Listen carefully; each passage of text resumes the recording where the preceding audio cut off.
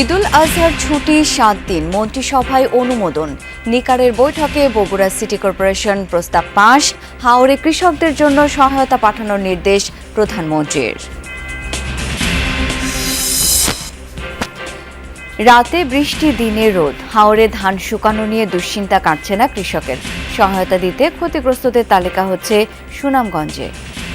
ক্ষতিগ্রস্ত কৃষক পরিবারের তালিকা করেছে এবং এটা একটা চলমান প্রক্রিয়া। ক্ষতিগ্রস্ত কৃষক পরিবারকে 7,500 করে টাকা এবং 20 কেজি করে চাল দেওয়া হয়েছে এবং কৃষক ভাইরা এটা আগামী 3 মাস পর্যন্ত পাবে। 25শে বৈশাখ রবীন্দ্র জন্ম জয়ন্তীতে স্মৃতি বিজড়িত 3 জেলায় বর্ণাঢ্য আয়োজন। নতুন প্রজন্মকে প্রাণিত আর ঋদ্ধ করেছে কবিগুরু সাহিত্যকর্ম। হাম আক্রান্ত রোগীদের জায়গা হচ্ছে না রংপুর মেডিকেলে। আইসোলেশন ওয়ার্ডে এক বেডে চিকিৎসা নিচ্ছে একাধিক শিশু।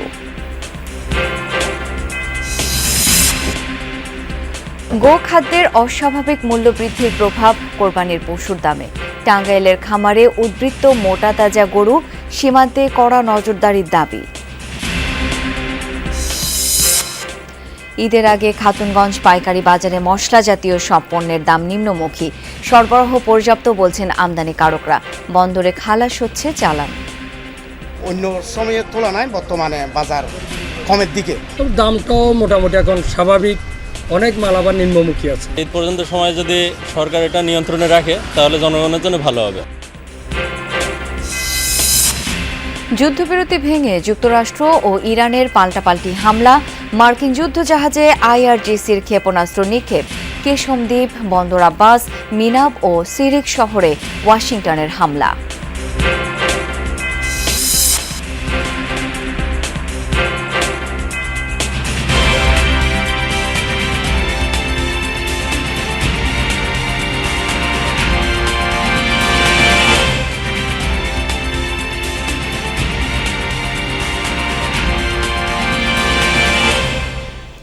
আমন্ত্রণ যমুনা নিউজে আপনাদের সাথে আছি আমি শাওন দত্ত। এতক্ষণ শিরোনাম দেখছিলেন। পবিত্র ঈদুল আজহা উপলক্ষে 25 থেকে 31 মে পর্যন্ত 7 দিন সরকারি ছুটি ঘোষণা করা হয়েছে। বৃহস্পতিবার সন্ধ্যায় সচিবালয়ে মন্ত্রিসভার বৈঠকে এই সিদ্ধান্ত হয়। তবে 23 ও 24 মে অফিস খোলা থাকবে বলে জানানো হয়েছে। বৈঠকে জাতীয় পাবলিক টয়লেট নীতিমালা 2026-এর খসড়া অনুমোদন দেওয়া হয়েছে।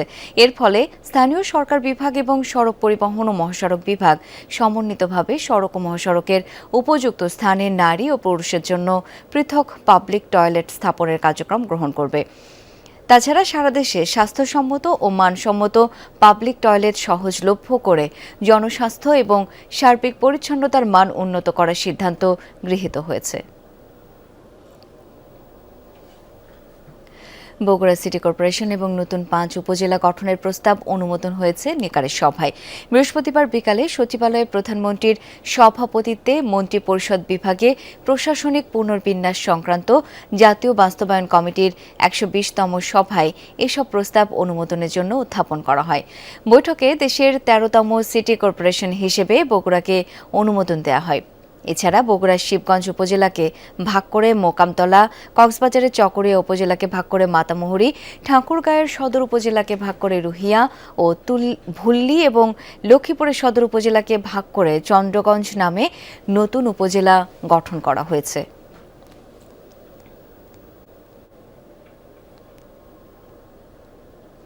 হাওড় অঞ্চলে ক্ষতিগ্রস্ত কৃষকদের সহায়তায় দ্রুত পদক্ষেপ নিতে সংশ্লিষ্টদের নির্দেশ দিয়েছেন প্রধানমন্ত্রী তারেক রহমান।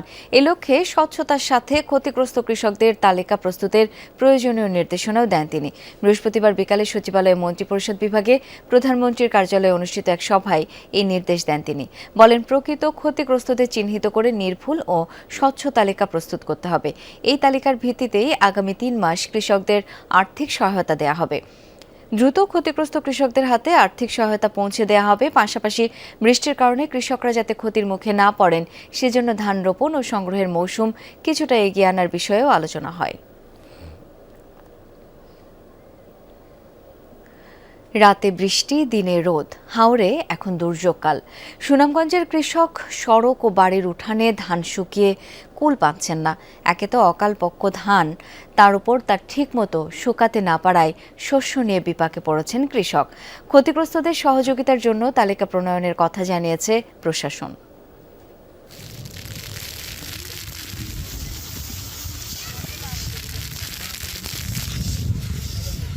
সুনামগঞ্জে হাওরের বুক জুড়ে এখন শুধু ফসল বাঁচানোর লড়াই। সাম্প্রতিক প্লাবনে তলিয়ে যাওয়া ফসল ঘরে তুলতে প্রাণান্ত চেষ্টা চালিয়ে যাচ্ছেন কৃষক। রাতে বৃষ্টি আর দিনে প্রখর রোদ, এমন প্রতিকূল পরিস্থিতিতে চাষির কষ্টের ফসল। আরও কয়েকটা দিন রোদের দেখা পেলেই টিকে যাবে বছরের খোরাকিটুকু, আশা তাদের। জমিন গেল গা তলে যে জানুনিয়া নিল গা, এরপরে কিছু আনছি অনেক ভিজা গেরাই পড়ছে, মানে গেরাগুলা ধান কিছু লইতাছি যদি বাবা যত খাওয়া যায়। দিন মেঘ আসিল, ধান ভাঙাইতে পারছি না, ধানের অভাবে ধানের মেয়েদের গেরাইছে। আজকে রোদ উঠছে, একটু সুযোগ পাইছি, আজকে ধান ভাঙাইতেছি। 2 দিন ধরে রোদ উঠছে, একটু শুকাইতে পারতেছে। এমনি যদি আবার মনে করেন 4-5 দিন থাকে তাহলে আমরা একটা পর্যায়ে নিয়ে যেতে পারবো। আর কিছু কিছু ধান গেরা বেশি আইছে, প্লাস গন্ধ করে। এখন আল্লাহ রোদ দিছে, আমরা ধানগুলা শুকাইতেছি। জেলা প্রশাসন জানিয়েছে এরই মধ্যে ক্ষতিগ্রস্ত 50,000 কৃষকের তালিকা তৈরি হয়েছে। পর্যায়ক্রমে তাদের সহযোগিতার আশ্বাস। ইতিমধ্যে আমরা 50,000 ক্ষতিগ্রস্ত কৃষক পরিবারের তালিকা করেছি এবং এটা একটা চলমান প্রক্রিয়া, এটা চলছে। বিশ্বম্বরপুর উপজেলায় 400 ক্ষতিগ্রস্ত কৃষক পরিবারকে 7,500 করে টাকা এবং 20 কেজি করে চাল দেওয়া হয়েছে এবং এরা এই কৃষক ভাইরা এটা আগামী 3 মাস পর্যন্ত পাবে। হাওরের এই ধানের ওপর নির্ভর করে বছর কাটাতে হয় এই অঞ্চলের কৃষককে, তাই পরিকল্পিত ফসল রক্ষা বাঁধের দাবি তাদের দীর্ঘদিনের। সাইফ আহমেদ, যমুনা নিউজ। মধ্যপ্রাচ্য যুদ্ধে লেবাননে ক্ষেপণাস্ত্র হামলায় নিহত বাংলাদেশি কর্মী দীপালির মরদেহ পরিবারের কাছে হস্তান্তর করা হয়েছে। গতরাতে হযরত শাহজালাল আন্তর্জাতিক বিমানবন্দরে পররাষ্ট্র প্রতিমন্ত্রী শামা ওবায়েদ মরদেহ আর আর্থিক অনুদান হস্তান্তর করেন। পরে ব্রিফিংয়ে পররাষ্ট্র প্রতিমন্ত্রী বলেন, যারা বিদেশের মাটিতে মারা গেছেন সবার মরদেহ দেশে ফেরাতে নিরলসভাবে কাজ করছে সরকার।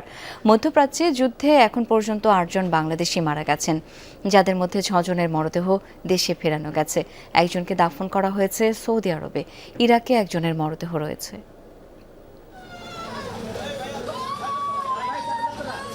একজন কর্মক্ষম নারী, একটি পরিবারের ভরসা ছিলেন দীপালি। তার নিথর দেহ কফিনে বন্দী হয়ে ফিরেছে স্বদেশের মাটিতে। ছোট বোন লাইজুর কান্নায় ভারী হয়ে যায় বাতাস। বিমানবন্দরে উপস্থিত পররাষ্ট্র প্রতিমন্ত্রী শামা ওবায়েদ ও অন্যান্য কর্মকর্তারা আনুষ্ঠানিকভাবে মরদেহ গ্রহণ করেন। পরে হস্তান্তর করা হয় পরিবারের কাছে।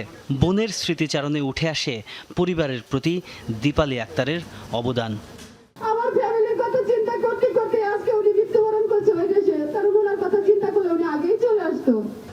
পররাষ্ট্র প্রতিমন্ত্রী জানান, মধ্যপ্রাচ্যে যুদ্ধ চলাকালীন মোট 8 বাংলাদেশি নিহত হয়েছেন। ফেরানো গিয়েছে 6 জনের মরদেহ। একজনকে সৌদিতে দাফন করা হয়েছে আর একজনের মরদেহ এখনও ফেরার অপেক্ষায়। মরদেহ পরিবহন ও দাফন বাবদ আমরা প্রবাসী কল্যাণ থেকে সহযোগিতা করা হচ্ছে 35,000 টাকা। বিশেষ অনুদান হিসেবে 50,000 টাকা দেওয়া হচ্ছে প্রবাসী কল্যাণ থেকে। আর্থিক অনুদান দেওয়া হচ্ছে 3 লাখ টাকা এবং সব মিলিয়ে আরও 10 লাখ টাকা তারা পাবে বিমা থেকে। তো সব মিলিয়ে 13 লাখ টাকা দেওয়া হচ্ছে প্রবাসী কল্যাণ থেকে।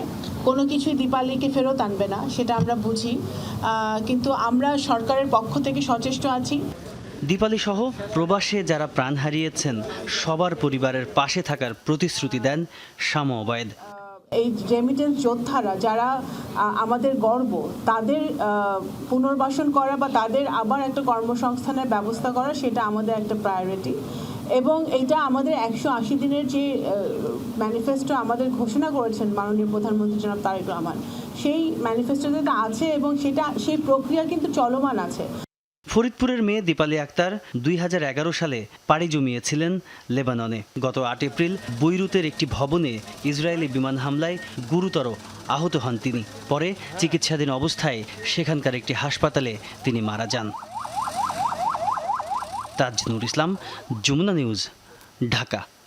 রংপুর বিভাগে হাম পরিস্থিতির অবনতিতে শঙ্কিত অভিভাবক ও স্বাস্থ্য বিভাগ।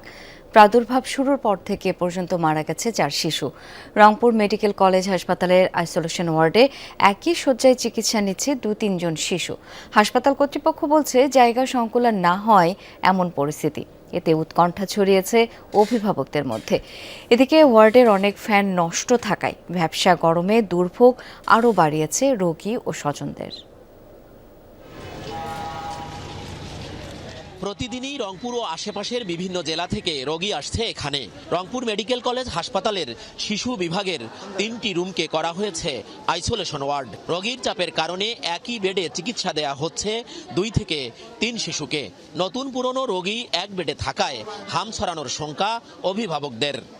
একটা বেডে 2 জন বাচ্চা না দেওয়াই ঠিক, কারণ এক একজনের এক এক সমস্যা হচ্ছে, আর 2 বাচ্চা দিলে 2 জনেরই প্রবলেম হয়ে যাচ্ছে অনেক। ছোঁয়াছুঁই রোগ একজনকার থেকে আরেকজনকাকে আবার সমস্যা করে। এটা একটু একা এক বেডে থাকলে একটু ভালো হয়। এক ডক্টর বলতেছে আরেকখানে যেতে, আরেক ডক্টর বলতেছে আরেকখানে যেতে।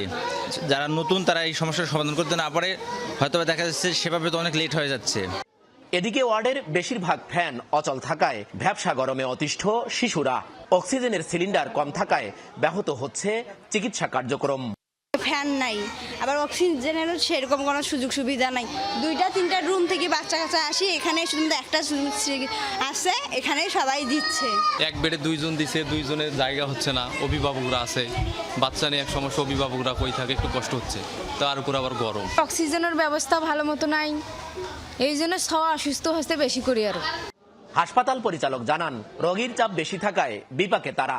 প্রয়োজনের তুলনায় শয্যা কম থাকলেও অক্সিজেন কিংবা চিকিৎসার কোনো সংকট নেই বলে দাবি তার। প্রথমে আমাদের আইসোলেশন ওয়ার্ড একটা আমরা করেছিলাম, পরবর্তী 2টা, এবং এখন আমরা অন্য ওয়ার্ডগুলোকে কিছু সংকুচিত করে 3টি আইসোলেশন ওয়ার্ডের মধ্যে ব্যবস্থা করেছি। কিন্তু এটা আসলে জায়গাটা অপ্রতুলি। আমাদের অক্সিজেন বা যেগুলো আমাদের যেসব জিনিসগুলোর প্রয়োজন সেগুলো আমাদের মোটামুটিভাবে পর্যাপ্ত পরিমাণে আছে। আমি আশা করি এটা নিয়ে সমস্যা হবে না। পরিস্থিতি মোকাবেলায় 100 শয্যার শিশু হাসপাতালটিকে জনবল ও সরঞ্জামাদি দিয়ে দ্রুত চালুর তাগিদ বিভাগীয় স্বাস্থ্য কর্মকর্তার। বিভাগীয় পর্যায়ে শিশু হাসপাতালটি তৈরি করা আছে, এটা যদি ঊর্ধ্বতন কর্তৃপক্ষ এটাকে যদি চালুর যে অন্যান্য ব্যবস্থাগুলো আছে পরবর্তী, সেগুলো যদি একটু দ্রুত সম্পন্ন করেন, তাহলে হয়তোবা এই মুহূর্তে আর কি এই বাচ্চাদের চিকিৎসার জন্য এটা একটা বড় সুযোগ তৈরি করতে পারে। চলতি বছরের 30 মার্চ থেকে মের প্রথম সপ্তাহ পর্যন্ত এই বিভাগে হামের উপসর্গে প্রায় 1000 রোগী ভর্তি হয় বিভিন্ন হাসপাতালে। চিকিৎসা নিয়ে বাড়ি ফিরেছে 885 জন। সরকার, মাঝারুল মান্নান, যমুনা নিউজ, রংপুর। দর্শক, হাম পরিস্থিতির খবর জেনে নেব। চাঁদপুর থেকে এখন যুক্ত হচ্ছেন সহকর্মী ইব্রাহিম রনি। ইব্রাহিম, আক্রান্তরা ঠিকমতো সেবা পাচ্ছেন কিনা এবং টিকাদান কর্মসূচির কি খবর রয়েছে জানতে চাই আপনার কাছ থেকে। চাঁদপুরে কিন্তু হামের প্রাদুর্ভাব কমছেই না।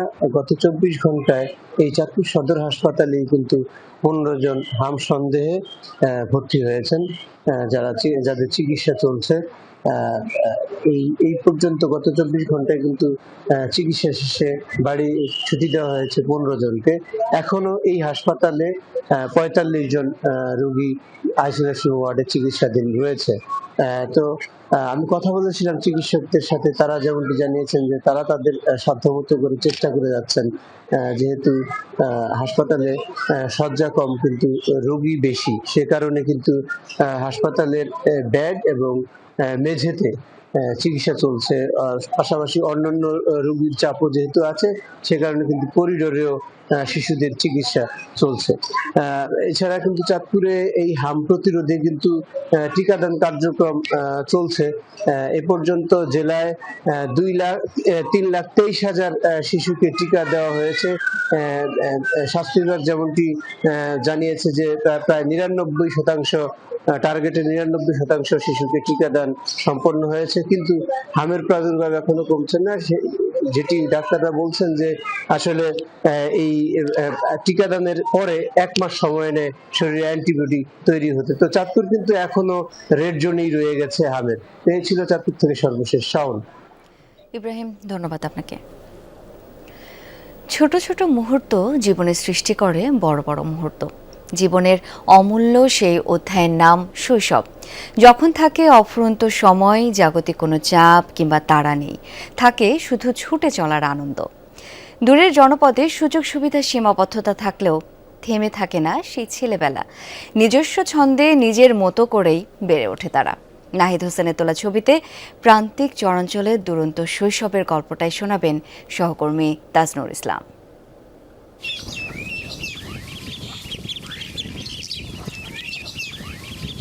ব্রহ্মপুত্র নদের পাড়ের মৌলভীরচর গ্রাম। নতুন একটি সকাল মানেই নতুন স্বপ্ন দেখার সময়।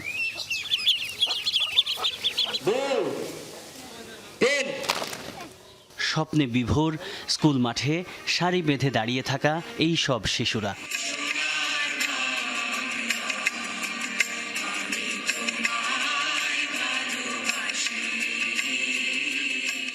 একসাথে গাইছে জাতীয় সঙ্গীত, পাঠ করছে শপথ বাক্য। তাদের চোখে ভাসে অদেখা আগামী, একটু বড় হওয়া আর এগিয়ে যাওয়ার স্বপ্ন। ক্লাসরুমে ঢুকতেই বদলে যায় পরিবেশ। কেউ চুপচাপ বসে আছে, কেউ আবার ফিসফিস করে কথা বলছে, আবার কোথাও হাসির রোল। এই ছোট ছোট শব্দ, এই হইচই, এই সবই তো একদিন হয়ে যায় স্মৃতি। অসময়ে মেহমান ঘরে ঢুকে বসে যান, বোঝালাম ঝামেলায় যতগুলো দিক আছে। তিনি হেসে বললেন, ঠিক আছে ঠিক আছে। অনেক কথার গুঞ্জন শুনি, অনেক গানের সুর, সবচেয়ে ভালো লাগে যে আমার মাগো ডাক সমধুর। কোন চিরতির ঘর ওই চর জাগছে, বনহাঁস ডিম তার শাওলাই ডাকছে। কি করতে চান ডাক্তার হয়ে? ডাক্তার হয়ে মানুষকে সুস্থ করতে চাই।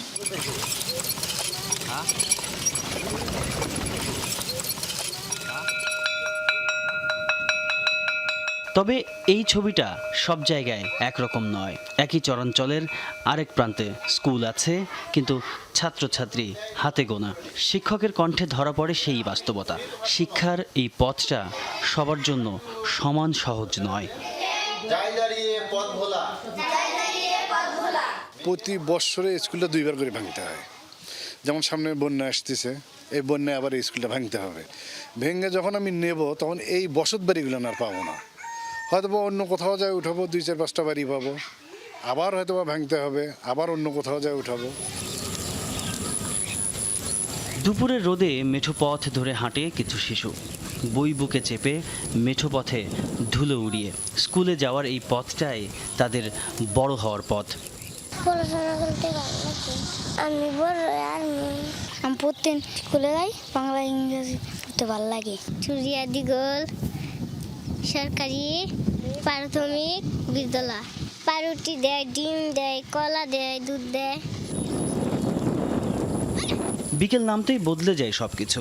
ক্লাসের চাপ নেই, নিয়ম নেই, শুধু সময় আর স্বাধীনতা। মাঠের এক কোণে বসে গল্প, হাসি, দৌড়াদৌড়ি আর হুড়োহুড়ি। কোনো নাম নেই, কোনো নিয়মও নেই, তবুও খেলা থামে না। দল বেঁধে ছোটাছুটি, হাসি আর চিৎকার। এই আনন্দের কোনো ভাষা লাগে না, শুধু অনুভব করলেই হয়। খেলার নাম রাজা। খেলতে হয় লাভ পেরে, তারপরে রাজা কনাকে, রানী কনাকে, বাদশাহ। শেষ হলে একজনে মরাতে লাগে। আমরা যে খেলা খেলছিলাম তার নাম রাজা। খেলাটা মজা। মেরি রুন্ডে খেলি, গানের বাজ খেলি, গানের গলি খেলি। আর একটু দূরে নদীর পাড়, খোলা আকাশে আরও একদল শিশু, যারা দৌড়ে বেড়ায় নিজেদের মতো করে। সুন্দর এই শৈশবের নেই কোনো কাজের বোঝা কিংবা হিসাব মেলানোর চিন্তা। আছে শুধু অফুরন্ত সময় আর প্রাণভরা নির্মল আনন্দ। প্রতিটি মানুষের ভেতরেই বেঁচে থাকে এমনই এক শৈশব, ধুলোমাখা পথ আর দুরন্ত সময়। তাজনুর ইসলাম, যমুনা নিউজ, গাইবান্ধা। এখন আর সরকারিভাবে দরিদ্র জনগোষ্ঠীর মাঝে পৌঁছায় না জন্ম নিয়ন্ত্রণ সামগ্রী। 2 বছর ধরে আমদানি বন্ধ থাকায় শুধু সচেতনতা বৃদ্ধির কাজটুকুই করছেন পরিবার পরিকল্পনা কর্মীরা। স্বাস্থ্য প্রতিমন্ত্রীর দাবি, অন্তর্বর্তীকালীন সরকারের অদূরদর্শিতার কারণে বন্ধ হয়ে গেছে জন্ম নিয়ন্ত্রণ সামগ্রী আমদানি। দ্রুত নিয়ন্ত্রণ না করা গেলে জনসংখ্যার বিস্ফোরণ ঘটবে বলে শঙ্কা সচেতন মহলের।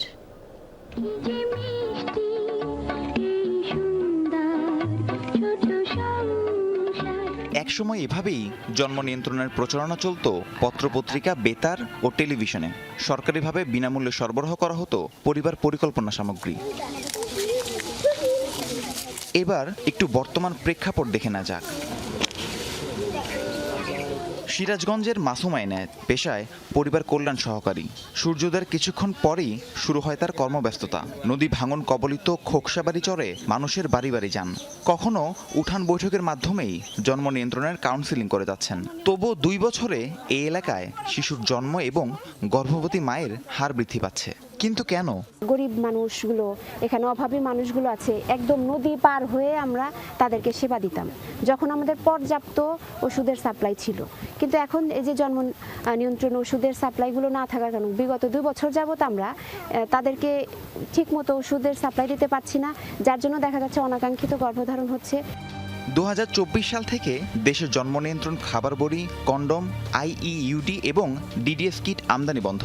স্বাস্থ্য প্রতিমন্ত্রী জানান, অন্তর্বর্তীকালীন সরকারের অদূরদর্শিতার কারণে দেশজুড়ে বেড়েছে গর্ভবতী মা এবং শিশু জন্মের হার। বিগত সরকার আমাদের স্বাস্থ্য খাতে যে সেক্টর ওয়াইড প্ল্যান আমরা করতাম, সেই সেক্টর প্রোগ্রামটাকে হঠাৎ করে বন্ধ করে দেয়। এটা বড় একটা নীতিগত সিদ্ধান্ত ছিল। এর বিপরীতে কিভাবে আমাদের প্রোগ্রাম প্ল্যানিং হবে সেটারও কোনো নীতি তারা দিতে পারেনি। অন্তর্বর্তী সরকারি সময় ব্যর্থতা এবং ব্যত্যয় হয়েছে, ফলে আমরা এবার সমস্যা দেখলাম। আগে যে অপারেশনাল প্ল্যান হতো সেই অপারেশনাল প্ল্যানগুলো বন্ধ হয়ে যাওয়াতে দীর্ঘদিন ধরে ওখানে একটা স্থবিরতা আছে। চরাঞ্চল, যেখানে বেশিরভাগ মানুষই দারিদ্র্য সীমার নিচে। নুন আনতেই যেখানে পান্তা ফুরোয়, সেখানে পয়সা খরচ করে জন্ম নিয়ন্ত্রণের উপকরণ কেনার কোনো আগ্রহই নেই মানুষগুলোর মাঝে। তাই পিছিয়ে পড়া হতদরিদ্র এই জনগোষ্ঠীতে ঘটছে অনাকাঙ্ক্ষিত গর্ভধারণের ঘটনা। আগে আপা ওষুধ দিছে, কিন্তু পোলাপান বাচ্চা জাগরে হয়েছে সুযোগ সুবিধা মতে, আর এখন হলো সুযোগ সুবিধা ছেড়ে গেছে। একটার কাছে 5টা হইতে হয়। ব্যবস্থার উপরে 2 বছর আগে থাকছি, এখন ব্যবস্থা কোনো নিতে পারি না। এখন সন্তান বেশি হয়ে গেলে এসব মানুষ কাজে পেটে হয়ে যায়, তখন তো আর কিছু করার নাই। তখন যদি নষ্ট করতে যায় তখন করে আরও টাকা পয়সার দরকার বেশি হয়। কিনে খাম টেহা নাকবো না, টাকা পয়সা নাই দেখে হয়তো আমরা আশা করে থাকি যে আপনারা আল্লাহ দিদি করে আমাদের আল্লাহ উপকার। পরিবার পরিকল্পনার সাথে সংশ্লিষ্টরা জানান, সাধারণত ঘরের নারীরাই তাদের থেকে জন্ম নিয়ন্ত্রণ সামগ্রী নিতেন। এখন সরবরাহ না থাকায় সুবিধাভোগীদের হাতে তুলে দেওয়া যাচ্ছে না কোনো উপকরণ। সামাজিকভাবে বিষয়গুলো নিয়ে খোলামেলাভাবে আলোচনা করতে লজ্জা পাওয়ায় প্রয়োজন থাকলেও কিনে ব্যবহার করতে পারছেন না জন্ম নিয়ন্ত্রণ বড়ি বা কন্ডম। 5 আগস্টের পর থেকে পরিবার পরিকল্পনা কোনো রকমের সামগ্রী সাপ্লাই নাই, মানে পর্যাপ্তভাবে নাই। এই কারণে জনসংখ্যা বৃদ্ধি পাচ্ছে। আর পরিবার পরিকল্পনার সামগ্রীগুলো এমনই মানে যেটা মানুষের কাছে বলতে লজ্জা শরম পায় মানুষ। আমরা শিশু থেকে শুরু করে এই দম্পতি পর্যন্ত কিশোর কিন্তু এর মধ্যে রয়েছে আমাদের। এই বৃহৎ জনগোষ্ঠীর সেবা আমরা আসলে দিতে পারছি না। আমরা নিজেরাও খুবই লজ্জিত, দুঃখিত এবং কষ্টের মধ্যে রয়েছি। পরিসংখ্যান বলছে, বিগত বছরগুলোর তুলনায় 1/3 নেমে এসেছে পরিবার পরিকল্পনা সামগ্রী বিতরণ। আমরা ফিল্ড পর্যায়ে গত 2 বছরে গিয়েছি, তাতে দেখেছি যে বিগত সময়ের থেকে এইখানে এখন হচ্ছে যে জনসংখ্যা মানে ছোট বাচ্চার পরিমাণটা আমরা বেশি দেখতেছি। অনাকাঙ্ক্ষিত গর্ভধারণ এবং জনসংখ্যা নিয়ন্ত্রণে পরিবার পরিকল্পনা সামগ্রী আমদানির বিকল্প নেই বলছেন সংশ্লিষ্টরা। জন্মনিয়ন্ত্রণ সামগ্রীর সরবরাহ প্রায় শূন্যের কোঠায় নেমে এসেছে, ফলে আমরা দম্পতিদের মাঝে জন্মনিয়ন্ত্রণ সামগ্রী দিতে পারছি না। আর না দেওয়ার কারণে আমাদের অনাকাঙ্ক্ষিত গর্ভধারণ হয়ে যাচ্ছে। 56,000 বর্গমাইলের এই দেশে 18 কোটিরও বেশি মানুষের বাস। সচেতন মহল বলছে, সঠিকভাবে জন্ম নিয়ন্ত্রণ করা না গেলে ঘটবে জনসংখ্যার বিস্ফোরণ। তাই অতি দ্রুত জন্ম নিয়ন্ত্রণের জন্য প্রয়োজনীয় সামগ্রী আমদানি এবং মাঠ পর্যায়ে বিতরণ শুরুর দাবি তাদের। রাহিম সারোয়ার, যমুনা নিউজ। বিশ্বকবি রবীন্দ্রনাথ ঠাকুরের 165তম জন্মবার্ষিকী উপলক্ষে কবির নিজস্ব জমিদারি নওগাঁর পতিশরে হচ্ছে নানা আয়োজন। দিনব্যাপী থাকছে আলোচনা সভা ও সাংস্কৃতিক অনুষ্ঠান। শান্তি ও মানবতার কবি রবীন্দ্রনাথ, এই প্রতিপাদ্যে বিশ্বকবির জীবনী ও সৃষ্টিকর্ম তুলে ধরা হবে আয়োজনের মাধ্যমে। উৎসব ঘিরে নাগর নদের তীরে বসেছে গ্রামীণ মেলা। প্রতিসরে ভিড় জমিয়েছেন কবির ভক্ত অনুরাগীরা। প্রশাসনের পক্ষ থেকে রয়েছে কয়েক স্তরের নিরাপত্তা ব্যবস্থা। এছাড়া সিরাজগঞ্জের শাহজাদপুরে রবীন্দ্র কাছারি বাড়ি ও কুষ্টিয়ায় কুঠি বাড়িতে আলোচনা সভা সহ রয়েছে সাংস্কৃতিক পরিবেশনা। বাংলা সাহিত্যের সব শাখায় অসামান্য অবদান রাখা কবিগুরুর কবিতা ও গানে প্রাণ ঐশ্বর্যে পূর্ণতা লাভ করেছে বাংলার রং রূপ গন্ধ। ধরা দিয়েছে বাঙালির আবেগ জীবনবোধ। শতাব্দী পেরিয়েও বাঙালির হৃদয়ের প্রতিটি স্পন্দনে আছেন বিশ্বকবি।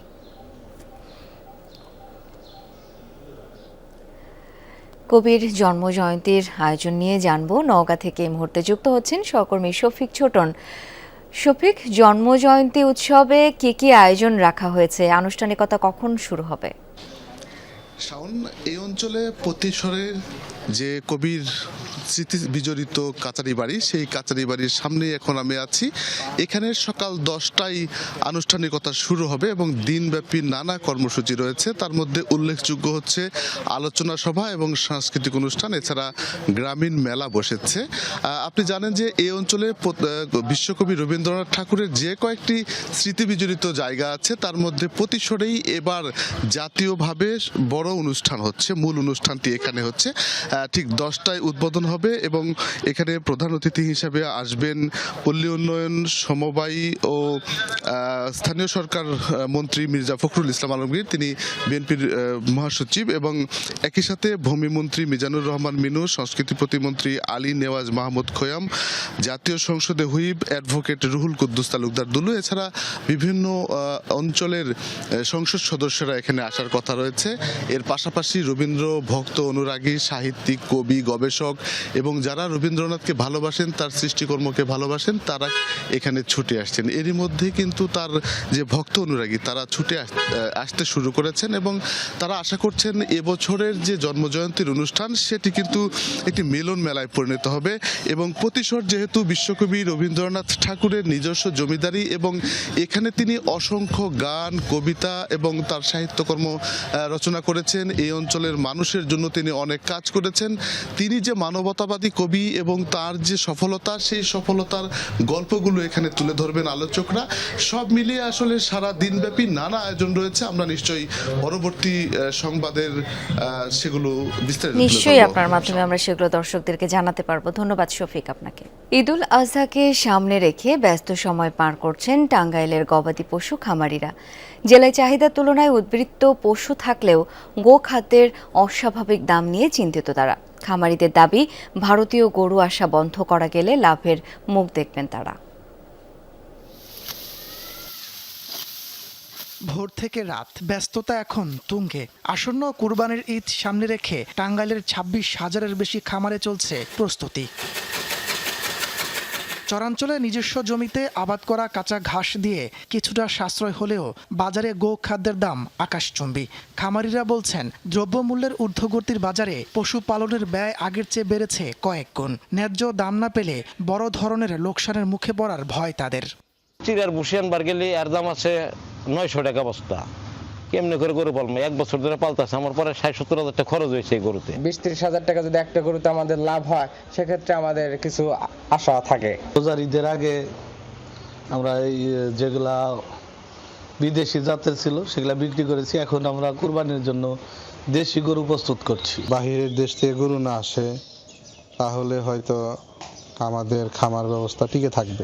সরকারি হিসাবে জেলায় এবছর কুরবানির জন্য প্রস্তুত রয়েছে 2,33,993টি গবাদি পশু, যেখানে জেলার চাহিদা 1,95,178টি। অর্থাৎ চাহিদার চেয়ে অতিরিক্ত পশু রয়েছে প্রায় 40,000। কোনো প্রকার স্টেরয়েড বা নিষিদ্ধ বাম বড়ি এগুলো যেন তারা গবাদি পশুতে ব্যবহার না করে। তো এক্ষেত্রে আমরা বিভিন্নভাবে বিভিন্ন উঠান বৈঠকে বা বিভিন্নভাবে আমাদের লিফলেট বা আমাদের বিভিন্ন সভা সেমিনারে আমরা তাদেরকে এই জিনিসগুলো পরামর্শ দিয়ে থাকি। চাহিদার উদ্বৃত্ত পশু টাঙ্গাইলকে স্বস্তিতে রাখলেও বাজার অনিশ্চয়তা এখন বড় চ্যালেঞ্জ। দেশি উদ্যোক্তাদের টিকিয়ে রাখতে প্রয়োজন নীতিগত সহায়তা ও বাজার সুরক্ষা। তাপস সরকার, যমুনা নিউজ। কোরবানি ঈদের আগে এবার মশলার বাজারে উল্টো চিত্র। দেশের সবচেয়ে বড় পাইকারি বাজার খাতুনগঞ্জে মশলা জাতীয় সব পণ্যের দাম নিম্নমুখী, যা পর্যাপ্ত আমদানির প্রভাব বলছেন পাইকার ও আড়তদাররা। এখনও চট্টগ্রাম বন্দরে খালাস হচ্ছে অনেক চালান, পাইপলাইনে আছে আরও।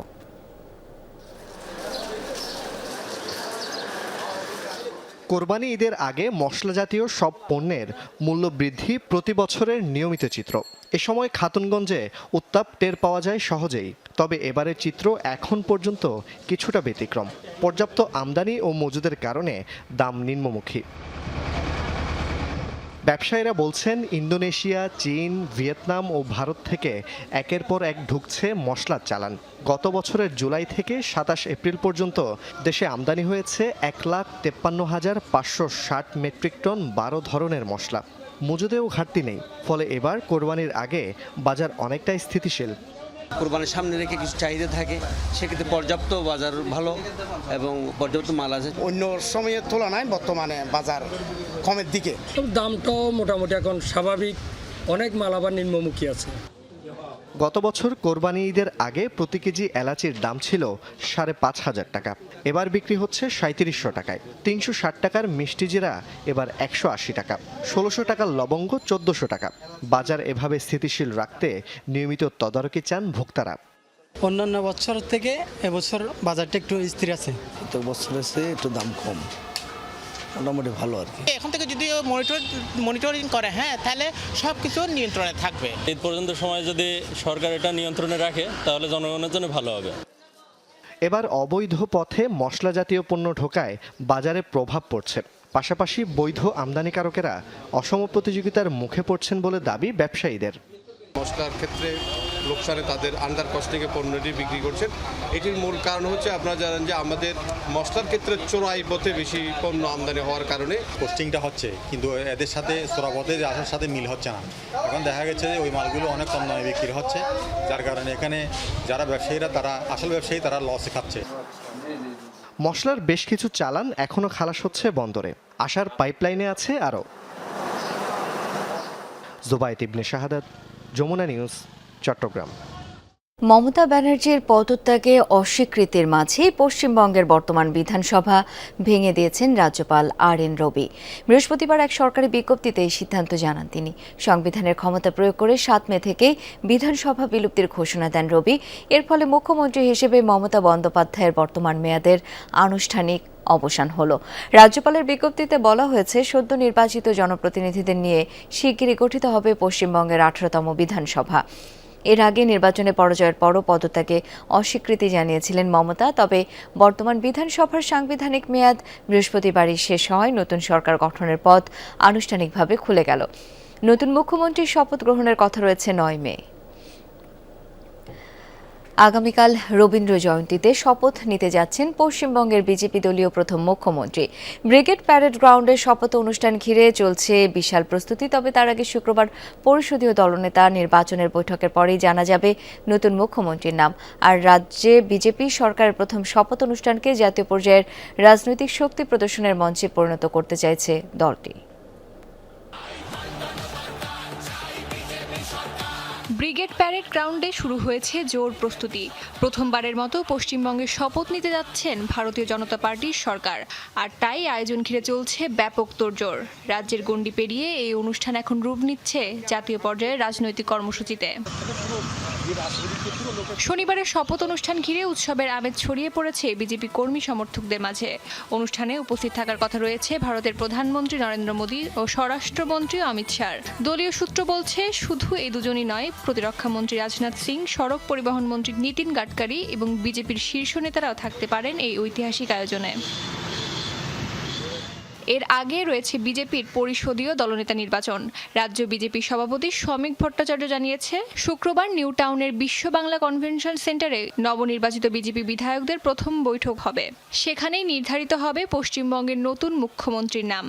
विधायक दल की बैठक में नेता चुना जाएगा और 9 तारीख सुबह 10 बजे प्रधानमंत्री, गृह मंत्री, भारत की शास्त्र मंत्री, हमारा राष्ट्रीय अध्यक्ष, उसका साथ साथ सारा बीजेपी का आला नेता या 20 राज्य की मुख्यमंत्री उस सेरेमनी में उपस्थित रहेंगे। পশ্চিমবঙ্গে এই জয়কে বড় রাজনৈতিক বার্তা হিসেবে তুলে ধরতে চাইছে বিজেপি। তাই শুধু কেন্দ্রীয় নেতৃত্ব নয়, এনডিএ ও বিজেপি শাসিত বিভিন্ন রাজ্যের মুখ্যমন্ত্রী ও উপমুখ্যমন্ত্রীদেরও আমন্ত্রণ জানানো হচ্ছে। সব মিলিয়ে ব্রিগেডের শপথ মঞ্চ হয়ে উঠতে পারে জাতীয় শক্তি প্রদর্শনের বড় আয়োজন। নতুন সরকারের শপথ অনুষ্ঠান ঘিরে শনিবার কলকাতায় বাড়তি চাপের আশঙ্কা করা হচ্ছে। আইন শৃঙ্খলা নিশ্চিতে কড়া নিরাপত্তা বলয় তৈরি করছে প্রশাসন। মোতায়েন করা হবে হাজারো পুলিশ সদস্য, থাকবে আকাশপথেও নজরদারি, পাশাপাশি কেন্দ্রীয় বাহিনী প্রস্তুত রাখা হচ্ছে। সমাবেশে কমপক্ষে 1000 করে কর্মী সমর্থক আনার নির্দেশ দেওয়া হয়েছে প্রত্যেক বিধায়ককে, জানা গেছে দলীয় সূত্রে। ফলে ব্রিগেডে ব্যাপক জনসমাগমের আশা করা হচ্ছে।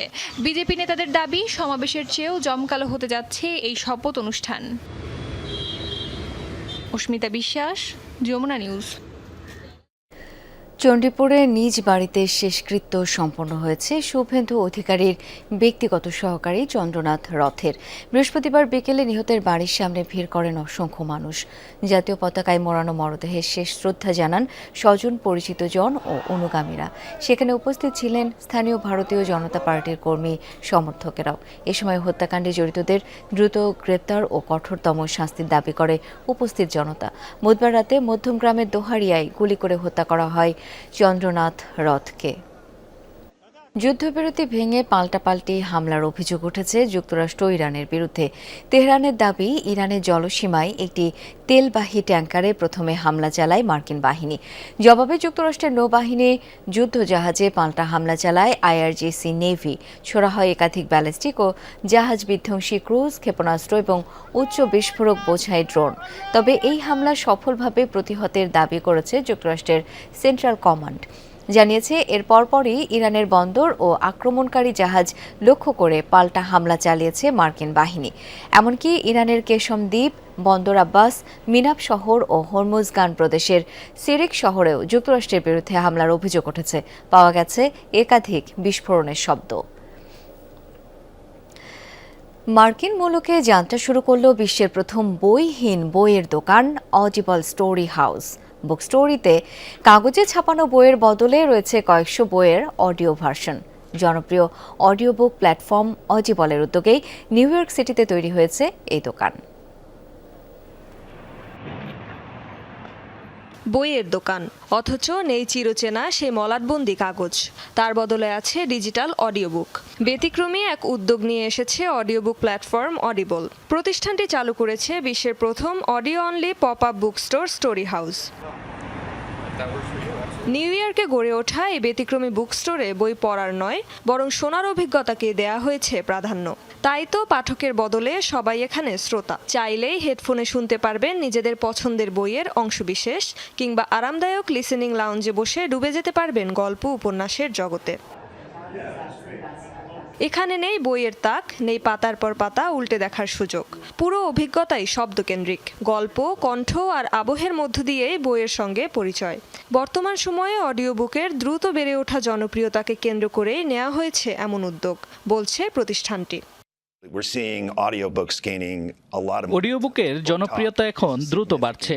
বিশেষ করে টিকটকের বুকটক কমিউনিটি নতুন পাঠক শ্রোতাদের এই জগতে নিয়ে আসছে।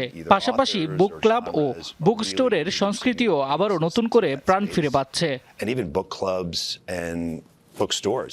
অত্যাধুনিক প্রযুক্তি সমৃদ্ধ স্টোরটিতে রয়েছে বিশেষ স্টোরি টাইলস, যেখানে ব্যবহার করা হয়েছে RFID প্রযুক্তি। দর্শনার্থীরা শুধু ফোন ট্যাপ করলেই সরাসরি চলে যেতে পারবেন নির্দিষ্ট বইয়ের পাতায়, আর সঙ্গে সঙ্গে শুনতে পারবেন তার প্রিভিউ। প্রয়োজনে নেওয়া যাবে সাবস্ক্রিপশন। রয়েছে আলাদাভাবে বইয়ের ডিজিটাল কপি কেনার সুযোগ। অনলাইন শপিং জায়ান্ট অ্যামাজনের একটি অঙ্গ প্রতিষ্ঠান অডিবল। এর সম্পাদকীয় দল যাচাই বাছাই করে শ্রোতাদের জন্য তৈরি করেছে শ্রবণ উপযোগী বইয়ের তালিকা। রেজওয়ানা সাইমা, যমুনা নিউজ।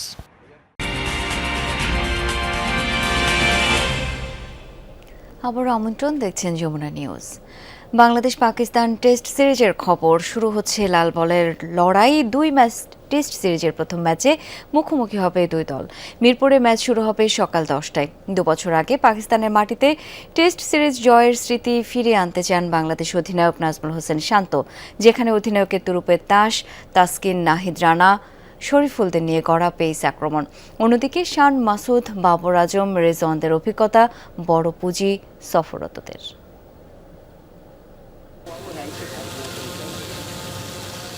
বৈশাখের তীব্র গরমে মিরপুরের হোম অফ ক্রিকেটে ব্লেজার পরে হাজির বাংলাদেশ অধিনায়ক নাজমুল হোসেন শান্ত ও পাকিস্তান কাপ্তান শান মাসুদ। তবে এটাই জেন্টলম্যানস গেম টেস্ট ক্রিকেটের প্রথা। ট্রফি নিয়ে আনুষ্ঠানিক ফটো সেশন, তাই তো এই বিশেষ শান্ত আর শান। দুজনের মুখেই ছিল হাসি, পারস্পরিক সম্মান। তবে মাঠের লড়াইয়ে যে কেউ কাউকে ছাড় দেবে না এক বিন্দুও, কারণ দু দলের অধিনায়কেরই চাওয়া ম্যাচ জয়ে সিরিজ শুরু করা। কাগজ কলমের শক্তি, অতীত পরিসংখ্যান, র্যাঙ্কিং সবকিছুর বিচারে ফেভারিট পাকিস্তান। তবে বাংলাদেশ দল দারুণ আত্মবিশ্বাসী, সেটা অনুশীলনে শান্তদের নির্ভর দেখেই বোঝা যায়। কারণটা অবশ্য স্পষ্ট, দলের ভালো ফর্ম। সাম্প্রতিক সময়ে পাকিস্তানের বিপক্ষে 3 ফরম্যাটেই আধিপত্য দেখিয়েছে বাংলাদেশ। বোলিং অ্যাটাকটাও এক্সপেরিয়েন্স, ব্যাটসম্যান বেশ কয়েকটা ব্যাটসম্যান আছে অনেক দিন ধরে খেলছে এই ফরম্যাটে, এবং টেস্ট ক্রিকেটে আমার মনে হয় যে স্পেশালি ব্যাটসম্যানগুলো সেটেল আছে, বেশ কয়েকটা সিরিজ একসাথে আমরা খেলছি। সো আমার মনে হয় যে প্রপার স্পোর্টিং উইকেট থাকলে আমাদের টিমের জন্য ভালো। প্রথম টেস্টের জন্য মিরপুরে তৈরি করা হয়েছে সবুজ উইকেট, সম্ভবত 4 মিলিমিটার ঘাস রাখা হয়েছে 7 নম্বর পিচে, যেখানে পেসাররা শুরুতে সহায়তা পাবে নিশ্চিত। তাই তো একাদশে তাসকিন, নাহিদ রানার সঙ্গী হবেন শরীফুল অথবা এবাদতের যে কেউ। 2 স্পিনারের স্পটে মিরাজ ও তাইজুলের জায়গা নিশ্চিত বলাই যায়। বাকি 6 স্পট ব্যাটারদের। না, আমার তানজিদ তামিমকে নিয়ে অনেক লম্বা সময় ধরেই আমরা আলাপ করছিলাম। আমি পার্সোনালি ফিল করি যে ফার্স্ট ইনিংসটা খুব ইম্পর্টেন্ট হয়ে যায় একটা টিমের জন্য, স্পেশালি ব্যাটিং এর ক্ষেত্রে, ইভেন বোলিং এর ক্ষেত্রেও। বাট আমি যেটা পার্সোনালি চাই যে ভালো উইকেটে কন্ডিশন যদি ডিমান্ড করে ভালো রান হবে, সেই ক্ষেত্রে 400 প্লাস যদি আমরা করতে পারি, রান করাটা ইম্পর্টেন্ট। তবে পাকিস্তান দল খুবই শক্তিশালী, মাথায় রাখতে হবে সেটাও।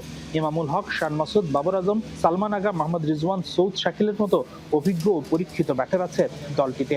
সেই সাথে বোলিং লাইন আপে আছে সাজিদ খান ও নোমান আলীর মতো স্পিনার। পেস ডিপার্টমেন্টে আছে হাসান আলী, শাহিন শাহ আফ্রিদি, মোহাম্মদ আব্বাসের মতো হেভিওয়েট। তাই তো 2024 সালে সিরিজ হারের পর এবার জয় চান শান মাসুদ। আমি মনে করি না আমাদের দল প্রতিশোধ শব্দটি ধারণ করে। বাংলাদেশ দলকে কৃতিত্ব দিতে হবে। তারা 2024 সালে যেভাবে আমাদের হারিয়েছে, সেই ম্যাচে কিন্তু অনেক সময় আমরা ভালো অবস্থানেও ছিলাম, কিন্তু সেটা ধরে রাখতে পারিনি। এবার যেন ভালো অবস্থাটা জয়ে রূপান্তর করতে পারি, সেটাই আমাদের লক্ষ্য। ঢাকা টেস্ট শুরুর আগে বাংলাদেশ পাকিস্তান 2 দলের টিম ম্যানেজমেন্টের মাথায় একটা বাড়তি চিন্তা আছে, আর সেটা হলো বৃষ্টি। কেননা গেল কয়েকদিনে দেশে প্রায়শই বৃষ্টি হয়েছে। তবে আবহাওয়ার পূর্বাভাস বলছে শুক্রবার ম্যাচের প্রথম দিন ম্যাচ চলাকালীন বাগড়া দেবার সম্ভাবনা নেই বৃষ্টির। পূর্বাভাস অনুযায়ী সন্ধ্যা 6টার পর বৃষ্টি হতে পারে ঢাকা শহরে। হাসিনুর রহমান, যমুনা স্পোর্টস মিরপুর বাংলা জাতীয় ক্রিকেট স্টেডিয়াম, ঢাকা। আর এই ছিল যমুনা নিউজে। এতক্ষণ সাথে থাকার জন্য সবাইকে অসংখ্য ধন্যবাদ।